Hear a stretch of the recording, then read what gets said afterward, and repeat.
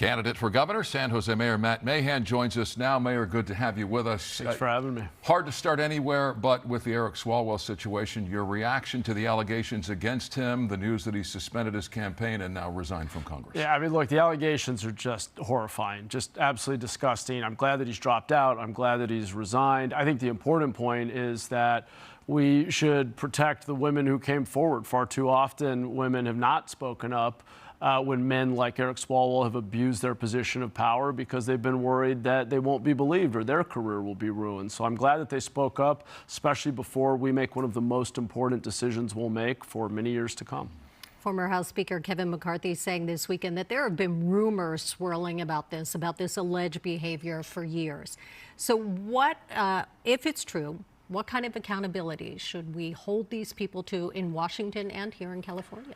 Well, it's a great question. I think we deserve to know what people knew and did they act on it or not. I frankly think that Swalwell going as far as he did is just a sign of how broken our political system is. We have all the wrong incentives. We incentivize celebrity, big egos, people who talk rather than necessarily deliver results. As a mayor, I'm held accountable every day. I go to the grocery store, people yell at me for the potholes down the street, the tent encampments.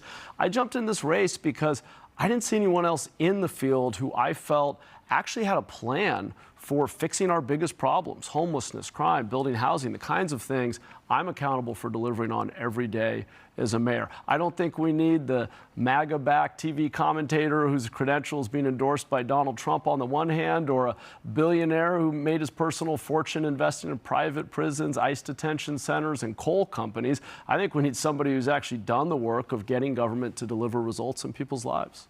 Let's talk about the prediction markets because, like them or not, they are relevant in situations like this. Eric Swalwell was seen as a favorite. Now that he's dropped out, Tom Steyer on Kalshi is the favorite. You are a competitive second. The markets see you as viable, yet your polling hovers around 5%. How do you close the gap? By explaining to people what we're going to do to hold government accountable for making their lives better. Look, Tom Steyer has just written himself $120 million worth of campaign funds, and he's only moved 4 points. I've moved 4 points without spending $120 million because I'm being direct with people that we don't have a spending problem in Sacramento. We have a results problem. And the way we fix Sacramento is challenging the establishment, the status quo, and actually doing things that matter in people's lives. Suspend a gas tax that's punishing working people. Set a 30-day limit on cities approving permits so we can build the housing that we need. Create accountability around getting every child on grade level for reading. These are things that matter in people's lives. Not all these empty promises that you're hearing from people like Tom Steyer and Steve Hilton. People are done with that kind of politics. All right, before you jumped in the race, you said we need someone who's going to do things a little bit differently. I'm going to read a quote here. You say you hadn't heard that voice of clarity, and you quote, flawed candidates who cannot effectively offer a counterpoint to Donald Trump. So what makes you the one to bring that? Well, of the candidates who are viable, I'm the only one without the personal baggage that will be distracting and and look, I've got an actual record of results. In the city of San Jose, the third largest city in California, in my time as mayor, we've become the safest big city in the country, the only one to have solved 100% of homicides because we've built trust with our community. We've sued Donald Trump and limited ICE activity in our city. We've removed barriers to home building, sped up permitting, and gotten thousands of new homes under construction for working and middle-class families. And we've reduced homelessness by 1/3, not by building brand new apartments at $1 million a door, but by building basic, dignified shelter. And when it's available, requiring people come indoors. That's pragmatic, results-driven leadership. That's what people want to see from their government, using their hard-earned tax dollars to make their lives better. Talking about the issues right at the top of the list, as you know, affordability. You say we can make California affordable again. How do you do that? Well, the two biggest cost drivers right now are the cost of housing and the cost of gas. And I think we have to look in the mirror as Democrats, as a state that has had single-party rule for a long time, and acknowledge that many of our regulations are driving up the cost of living. We've made it too hard and too slow to build the housing we need. We have taxed and regulated our energy system to the point where our gas is $2 more than any other state in the country. This is self-inflicted.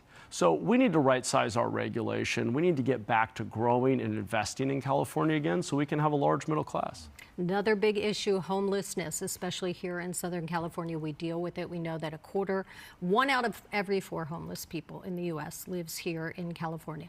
Right. You have said that we are entering an era of mass treatment. What do you mean by that?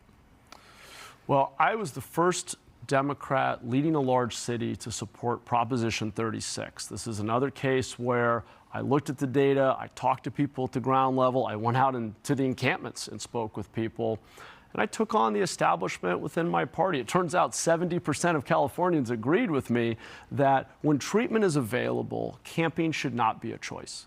People should be required to come indoors. And if you're repeatedly breaking the law and harming the community because of your addiction, your mental illness, we have a duty to intervene for your good and for the safety of the broader community. I think that's common sense. 7 out of 10 Californians agreed with me, but our leaders in Sacramento were not supportive. In fact, they campaigned against it. So, look, to be successful, we have to let California be California again, a place that is friendly to families, that's growing, where you can start a small business, get a good education, afford housing. We've got to get back to the basics that government's responsible for. San Jose, capital of Silicon Valley, there is growing concern about the impacts of artificial intelligence. You are a proponent of AI. You launched an initiative in San Jose, AI for All. Talk about what you view as the potential economic impacts of AI, and to those who criticize AI, what do you say to them? Well, people are right to be concerned. AI is being developed in my backyard in Silicon Valley, and my goal has been to get ahead of this change. We regulate it. We actually created something called the GovAI Coalition that's all about the responsible and ethical use of AI in the public sector. We've created an AI upskilling curriculum for our workforce. We want city workers to learn how to use these tools. I don't want AI to displace workers. I want it to augment workers and make them more productive.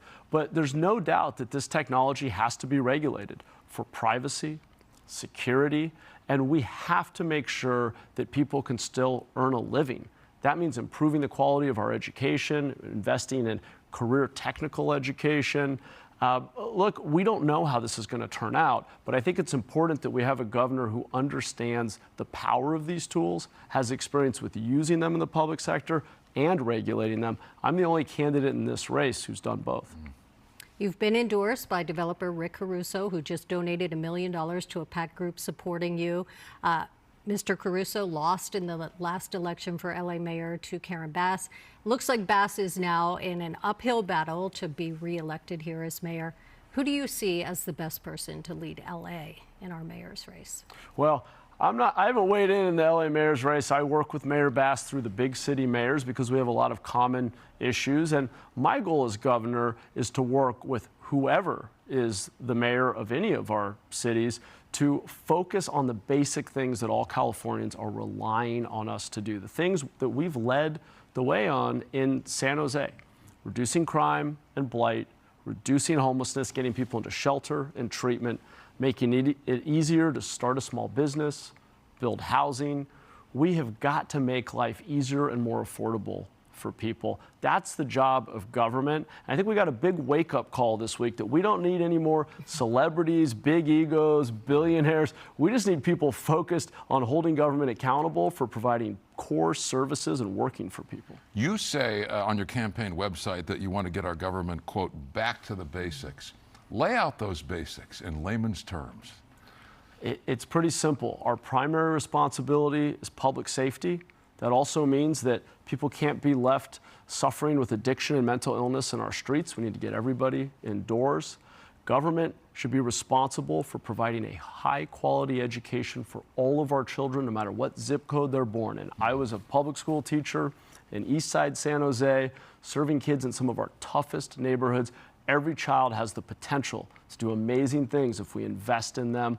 And we've got to have a regulatory environment in which we can build housing for the middle class. We can provide energy at an affordable cost. You can start a business without spending years getting through the red tape and bureaucracy. If we get those basics right, people will take care of the rest. We have an incredibly creative entrepreneurial community in California. People figure it out if government gets the basics right.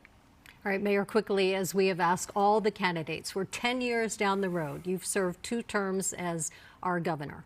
What does California look like? You know what it looks like? It's back to being that aspirational place that people all over the world look up to, a place that's inventing the future, where families are moving, where people are starting companies, where our creative economy is thriving. All of our industries, agriculture, manufacturing, are leading the way, are inventing what's next. But importantly, where there's a large middle class, where everybody's sharing in that prosperity. That's my goal, upward mobility and opportunity for the kids I taught in my middle school classroom and everybody else in California. San Jose Mayor and candidate for Governor of California, Matt Mahan. Good to talk with you. Thanks for coming in tonight. Thanks for having me.